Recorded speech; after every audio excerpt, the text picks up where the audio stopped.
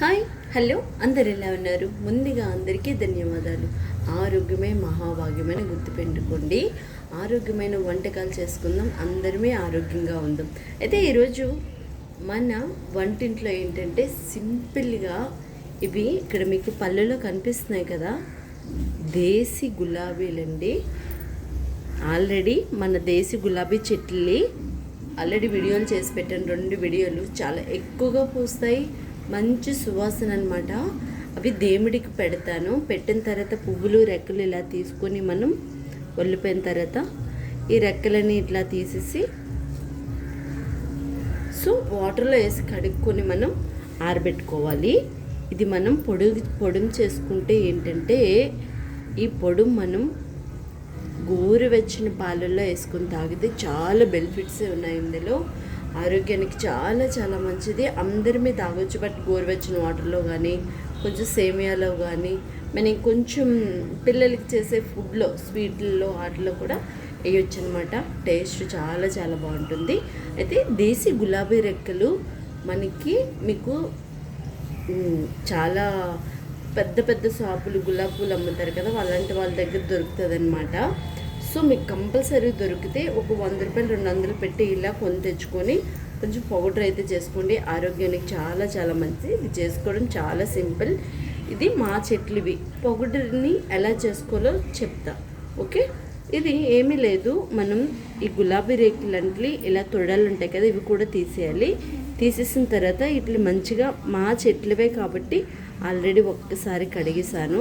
కడుక్కున్న తర్వాత ఈ రెక్కలంటే ఏం చేస్తామంటే, ఒక క్లాత్లో కాటన్ క్లాత్ ఉంటుంది కదా, కాటు పైన వేసేసి గాల్లో ఎండబెట్టాలి. సో అంటే ఎండ తగలకుండా నేడున్న చోట మనం ఇట్లా 4-5 రోజులు నేడులో కాటన్ క్లాత్లో వేసి ఎండబెట్టుకుంటే డ్రై అయిపోతాయి.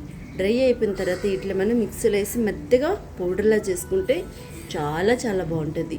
ఈ గులాబీ రేకులు ఆరోగ్యానికి చాలా మంచిది. నా మాటలో చెప్పడం కాదు, ఒకసారి మీరు కూడా గూగుల్లో కానీ యూట్యూబ్లో కానీ తెలుసుకోండి. మన పురాతకాలం వంటకాలు, పురాతకాలం చాలా చాలా నాన్నమ్మలు అమ్మమ్మలు చెప్పిన మాటలు కానీ వాళ్ళు చేసే వంటకాలు కానీ చాలా మంచిది. ఓల్డ్ ఫుడ్ ఆరోగ్యానికి చాలా మంచిది. బయట ఫుడ్ జోలికి అస్సలు వెళ్ళమాకండి, అస్సలు ఆరోగ్యానికి మంచిది కాదు, ఓకే? మీకు ఇది పౌడర్ అయిపోయిన తర్వాత ఎలా వచ్చింది ఏంటనేది మీకు చెప్తాను. కానీ మీకు ఇంకొక విషయం కూడా చెప్తాను. మీకు ప్లేస్ ఉన్నా లేకపోయినా డాబా పైన కానీ బాలకల్లో కానీ ఒక్క దేశీ గులాబీ కాస్ట్ ఎంతో కాదు, చెట్టు 50 రూపాయలు మాత్రమే. తెచ్చి వేసుకుంటే దాన్ని పెంచుకోవడం చాలా ఈజీ. దానికి వాటరు వేస్టేజ్ ఉల్లిపాయ తొక్కలు అవి వేసి పెంచితే భలే గుత్తులు పూస్తుంది. దేవుడికి మన చేత్తో తెంపి మన చేత్తో మొక్కలు పెంచి దేవుడికి పెడితే చాలా హ్యాపీనెస్ కూడా అనిపిస్తుంది అనమాట. చూసారు కదా నా మొక్కల వీడియో, ఆల్రెడీ ఎన్ని మొక్కలు ఉన్నాయో. ఇంకెవరికైనా నాటు గులాబీలు ఎలా ఉంటాయి, ఆ మొక్కలు ఎలా పెంచుకోవాలని ఎవరికైనా ఇంట్రెస్ట్ ఉంటే నాకు కింద కామెంట్ చేస్తే మీకు ఈ నాటు గులాబీ చెట్ల కోసం కూడా చెప్తాను, ఓకే? చూసారా, ఈ స్మెల్ వాడిపోయినా కానీ దేవుడికి పెట్టిన తర్వాత స్మెల్ అయితే చాలా బాగుంటుంది. సో మనం పూజ చేసిన తర్వాత దేశీ గులాబీలతో డోర్ వేసి మనం ఎక్కడికైనా వెళ్ళామనుకోండి, వచ్చాక డోర్ తీసినట్టు స్మెల్ అనేది చాలా చాలా బాగుంటుంది అనమాట. వీడియో మీకు నచ్చితే లైక్ చేసి ఇంకొంతమంది షేర్ చేసి సబ్స్క్రైబ్ ఇంకా చేసుకోలేని వాళ్ళు ఉంటే చేసుకోండి.